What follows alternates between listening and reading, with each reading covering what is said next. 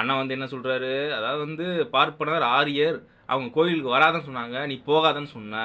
2ம் ஒண்ணு தானங்கிற மாரி அண்ணன் பேசுறாப்புல. அதாவது பெரியார் வந்து பிறந்ததுலேருந்தே வந்து கோயிலுக்கு போவாத அப்படின்னு இருந்தாரா? நான் கேட்கிறேன். என்னமோ வெத்தல பாக்க அழைச்ச மாதிரியும், இவரு போவாதன்னு சொன்ன மாரியும் சொல்ற நீ.